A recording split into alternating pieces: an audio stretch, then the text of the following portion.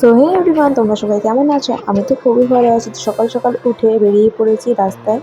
তো আজকে যাব আমরা একটু কলকাতায় গীতাঞ্জলি স্টেডিয়ামে। তো সেই জন্যই আমরা বেরিয়ে পড়েছি। আর দেখো কত পরিমাণে ঝিরঝির বৃষ্টি হচ্ছিলো সকাল থেকেই। তো সেরকম একটা খেয়াল হয়নি। তো আমরা বাসে উঠে পড়েছি। বাসে ওঠার সঙ্গে সঙ্গেই আমাদের দিয়ে দেওয়া হয়েছে টিফিন। আর অনেকটা যেহেতু রাস্তার জার্নি ছিল, তো আমার ভাই বোর হয়ে গেছিলো। ও তো অর্ধেক রাস্তা যেতে না যেতে ও তো ঘুমিয়েই পড়েছে। তো বাইরের ভিউটাও আজকের দিনে অনেকটা সুন্দর লাগছিল, যেহেতু মেঘলা ওয়েদার ছিল। আর আমাদের ডেস্টিনেশনে পৌঁছে আমরা তো নেমে পড়েছি বাস থেকে। তো বাসে থেকে নেমে আমরা কিছুটা হাঁটা পথেই ছিল স্টেডিয়ামটা। তো আমার ভাই আর আমরা তো সবাই মিলে বেরিয়ে পড়েছি। আর তোমরা দেখো কতটা পরিমাণ বড় জায়গাটা। তো আমরা আশপাশটা একটু ঘুরে দেখছিলাম। আর দেখো এত পরিমাণে চেয়ার, এখন পুরো খালি হয়ে রয়েছে, কিন্তু কিছুক্ষণের মধ্যেই পুরো চেয়ারগুলো ভরে গেছে। আর প্লাস তো বসার জায়গাও অনেকে পায়নি। তো আমার ভাই আর আমি একটু দুষ্টুমি করে নিচ্ছিলাম, খেলছিলাম। আর এখানে এখনও সব লোক এসে পৌঁছায়নি, আমরা একটু তাড়াতাড়ি পৌঁছে গেছিলাম।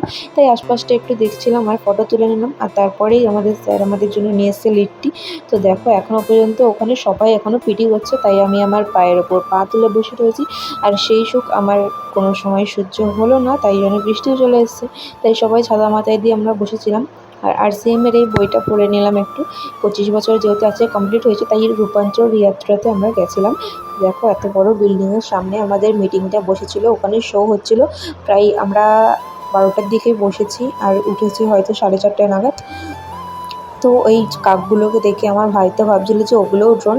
তো তারপরে দুপুরের টিফিনটা করে নেওয়ার পরে অনেকক্ষণ পর আমাদের শো হলো কমপ্লিট। তারপরেই আমরা বাড়ির দিকে রওনা দেবো। তাই অনেকে আমরা যারা যারা এসছিলাম, তাই সবাই আগে একসাথে একটা গ্রুপ ফটো তুলে নিলাম। হয়তো সেটা আমি দেখাতে পারিনি, ভিডিওর মধ্যে ক্যাপচার করিনি। তো আমরা সবাই মিলে একটা গ্রুপ ফটো তুলে নেওয়ার পরে বাসে উঠে পড়েছিলাম। তো সেই ভিডিওগুলো আর নেওয়া হয়নি, তাই আমরা খুব ক্লান্ত ছিলাম। আর আসার পথে তো আমরা অনেকটা দূরে নেমে ফেলেছিলাম, বাস থেকে বলা হয়নি। তো তারপরেই আমার বর তো আমার জন্য কল্যাণী হাই রোডে অপেক্ষা করছিল যে আমি কখন বাড়ি আসবো। তো সেখান থেকেই আমার বর আমাকে ড্রপ করে নিয়েছে। আর আমার বর আমার জন্য তো কিছু খাবার নিয়ে এসেছিলো, যেহেতু সারাদিন সেরকম কিছু একটা খাওয়া হয়নি। তো আজকের মতো ভিডিওটা এটুকুই ছিল। তোমাদের কেমন লাগলো অবশ্যই কমেন্ট করে জানিও। টাটা।